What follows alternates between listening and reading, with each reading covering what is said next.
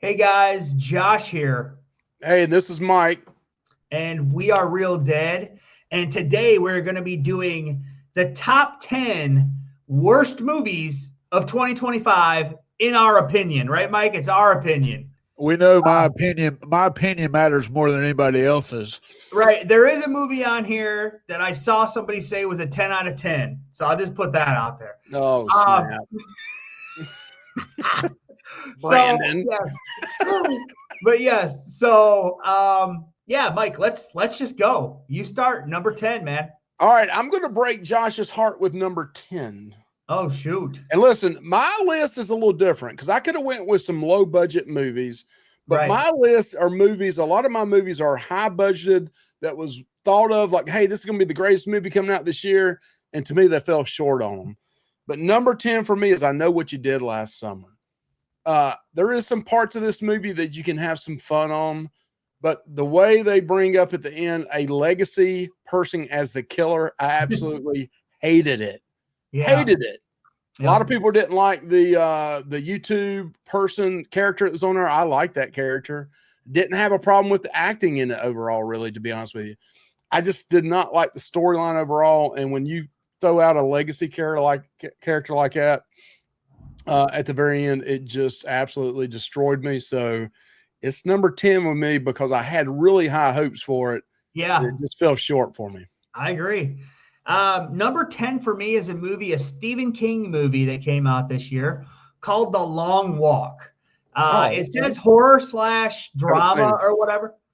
So me and Michelle watched this, and it's really an interesting concept where like every year or every whatever, you have to get all these people, they get pulled, their names are random, and they got to walk for however long until the last one Just standing. one left. And if you stop for too long, you get killed. So basically, these people are walking and just It's relieving walk or themselves. die, right? It's walk or Yeah, die. they're walking and relieving themselves, number one and number two, or throwing up or what? Yes, yes, Mike, yes. Ugh.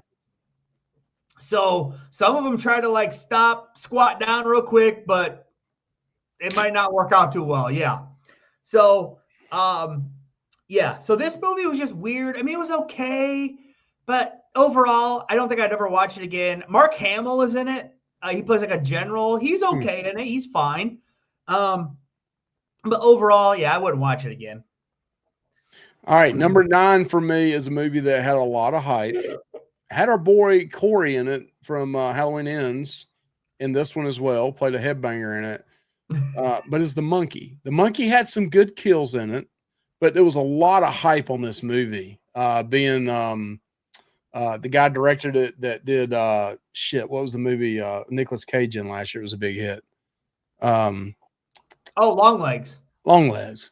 So Perkins. So I thought this movie was going to just be awesome, and it did have some good kills in it, but again, it just fell way short on me.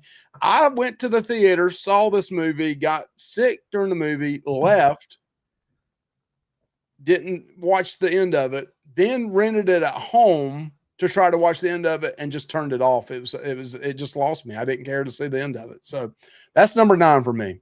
Okay. Number nine. Well, that was number. Oh yeah, number That's nine my for you. 9. Number nine for me is the Wolfman or Wolfman.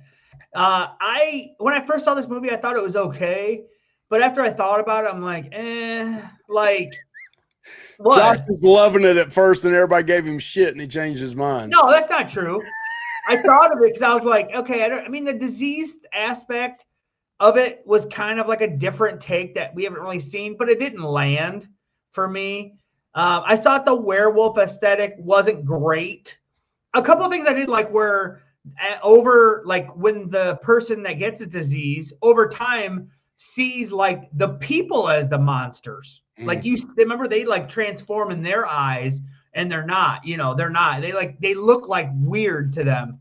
Um, but yeah, it just didn't land. It like I said, that one actress who's also in Weapons is in this, but this movie just didn't land for me. So that's the Wolfman, and I actually had some hope for this until we seen a Halloween Horror Nights. The guy dressed up, and then we were like, Oh boy. One of our best videos or shorts of the year there, Josh. I mean, it wasn't viral, but it got pretty good reviews.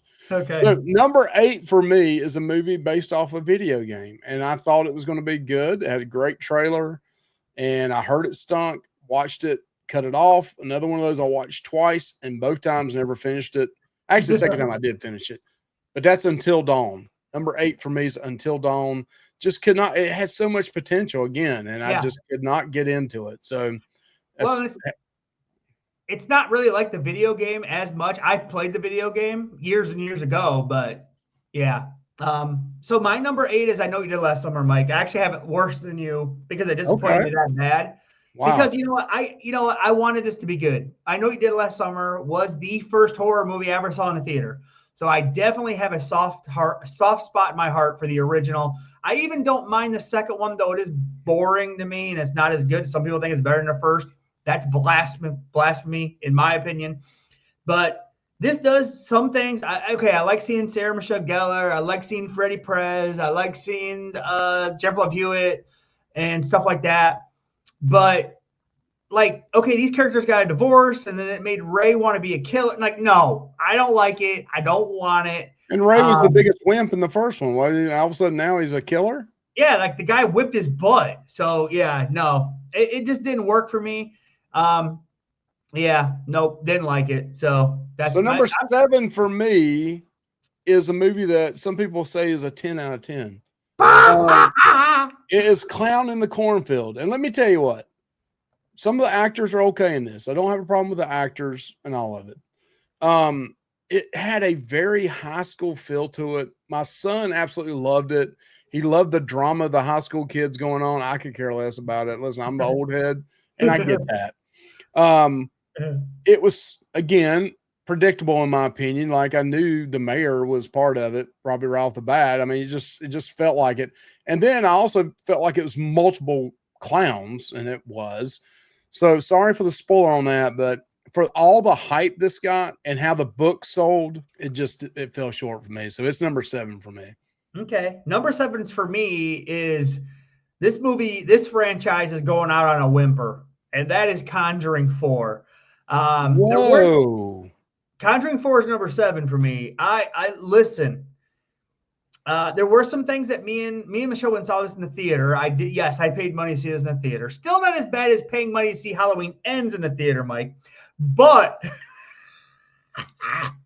I did pay money for this. Listen, some of the family stuff, okay, it was fine. Like that was fine. I didn't mind it. But man, the story they went with that mirror, lame, stupid, dumb, and they didn't even focus on that it wasn't even. The story was flat. Of course, it made a ton of money. So I'll talk about this in another video we got coming out. I actually saw this mirror in this from this movie up close and personal. It was like this close to my face. So it didn't look like how it did in the movie either. No, we watched that video, and my son, we all watched that movie, and then we saw the real one in real life. Anthony was like, that one don't look scary at all. The one in the movie looked a lot scarier, and it looked a lot bigger and grander than the one that you saw in real life. Yeah, yep. So yes, mine is The Conjuring 4. Mike, what's your number? All right, 6? number 6 for me. I almost hate to put it even on this list because it is a low budget movie. But the preview was really good. It's got a killer poster for it. But it, again, fell way short. Not going to go into too much detail on it. Just telling you now, don't watch it. If you did, I'm sorry. And that's 825 Forest Road. It's just horrible, horrible movie about a ghost and a killer. And there's some freaky stuff in there that's done well, but not worth it. And unfortunately, I put it number 6, and it is a lower budget movie, but that's my number 6, Josh. Okay. My number 6 is one you already said, Clown in a Cornfield. I thought this movie didn't do it for me. I just didn't care for it. I mean, some of the actors were fine. I did see Will Sasso was in the movie, who was a favorite of mine from Mad TV in like the early 2000s. But yeah, I mean, overall, it had our dude from Abigail and stuff in it. He had a small part in it. Can't remember. Oh yeah, the main actor. He's a really good actor. Yeah, he's awesome. Yeah. He is awesome, but it just didn't land for me. I just didn't think it was that good at all. So that's my number 6. All right, number 5 for me is one that Josh probably disagrees with because I think he kind of liked this movie. And this was another one that had a great trailer. Yeah, they always suck you in on a thumbnail or trailer, right, Josh? Yeah. But it's The Woman in the Yard. It was not good at all. And I get people saying, well, it's about mental illnesses and all that. I'm not making fun of that. I just did not like the movie. I thought it was just boring. I mean, you see the woman in the yard right off the bat, and it's just like, oh, okay, somebody died, car wreck, blah, blah, blah. It just did not do it for me. So really good trailer again. Did not deliver for me. So number 5 is The Woman in the Yard. Okay. Well, now number 5 is The Monkey, Mike. The Monkey is number 5 for me. I just didn't like this movie. I thought some of the kills were pretty cool and bloody and gory, which I can appreciate. Just the ending was horrible to me. I didn't like the ending at all. And like some of the parts of the story, I just didn't like, clunky, and I just didn't care for it. So my number 5 is The Monkey. All right, number 4 for me, and this franchise has done a very good job overall, but this was an absolute stinker, and that is Fear Street Prom Queen. Prom Queen, I mean, there was some good kills in it again. The story was just very, very boring. It just did not deliver. I mean, how they had some previously in the series are really, really good. Like the one that's like Camp Crystal Lake. I mean, that's amazing. One. I love that's a really good one. But Sadie Sink from Stranger Things is in that, and she is excellent. But Fear Street Prom Queen, stinker. Yep. My number 4, man, my number 4, I kind of want to put higher, but man, it couldn't beat these other 3. My number 4 was a movie actually we just watched, and it's called Him. And it has Marlon Wayans in it. Yeah. And another guy, I can't remember his name, but it's about football. It's about being the GOAT in football, a quarterback, and what you have to give up and do to become the GOAT and what you're willing to sacrifice. And it's just a bunch of like cult, like you do this and that and blah, blah, blah. And it's like an older quarterback that doesn't want to give up his fame just yet. And a younger guy, he's trying to take under his wing and he's got to do all this crazy stuff. It just didn't land for me. Really weird and bizarre. So I had hope for it, but yeah, that's my number 4, Him. All right, number 3 for me is one you already mentioned earlier, Josh, and it's going to be Wolfman. Just did not deliver for me. Had some good, some great opportunities there, possibilities. But like you said, once we saw the fake looking dude in Horror Nights, that should have just told us. It just did not deliver. And I mean, it had some really good actors and actresses in it. But just, again, that's all I'm going to say. It was not it. And I think that was the first horror movie me and you both watched in January of that. Yeah, it was like, we watched The Dam too right around that time period. But Wolfman's number 3 for me. Yep. And my number 3, somehow, I don't know how this is only 3, but it is. And that is Strangers 2. This movie was Damn, I forgot that, and I didn't put it on my list. And I saw it. Oh, that movie's trash. It is. How did I miss not putting it on my top 10 list? I don't know. I mean, Strangers 1 is worse than this, though. But Strangers 2 is trash. I mean, this girl's, just like her idiot boyfriend who's crinkling up a water bottle trying to hide in the dark. This girl's running from 3 killers and makes a fire, Mike, and trying to hide. Smoke up in the horrible CGI pig, too. Oh, yeah, and horrible. Trying to kill it, yeah. I went to this movie with an open mind. I said, okay, let's see what they do with number 2, because that's what it was all about. Hey, number 1, we had to do some retreading, be patient with us. Let's see a number 2. Number 2 stinks, dude. What do you think number 3 is going to be, Mike? Like, I don't even know. Maybe they'll transfer the power. You going to watch it, Josh? Probably. But listen, so that's my number 3 is Strangers 2. So I'm going to say Terrible. this one. This was number 2 for me, and I don't. Is it really a horror movie or not? It's on list for horror movies, but this is another one of those that I just cut it off. I was so bored with it, and it's got some great actors and actresses in it. But Yes. Death of a Unicorn. Number 2 for me is Death of a Unicorn. It was just really, really slow. And I mean, it's got Jenna Ortega in it. And it's got, I can't remember the guy's name. He's real. Paul Rudd. Yeah. Paul Rudd's in it. I just could not get into it. I mean, when the unicorn at the beginning, is dead or it's supposed to be dead, and damn, it pulls on your heartstrings. And then it just, I don't know. I cut it off once I got to the family's home and started talking about things. I just like, this sucks. I had to cut it off. So Death of a Unicorn is number 2 for me. Okay. Number 2 for me is Megan 2 is number 2. I did not see that, and I'm glad I did. Okay. So listen, this is what I'm going to say. This is about horror That's movies. 8 out of 10, isn't it, Josh, or 9 out of 10? Yeah. If you went, yeah, never mind. Yes, 8 out of 10, but no, Megan 2. Listen, we're talking about horror movies here.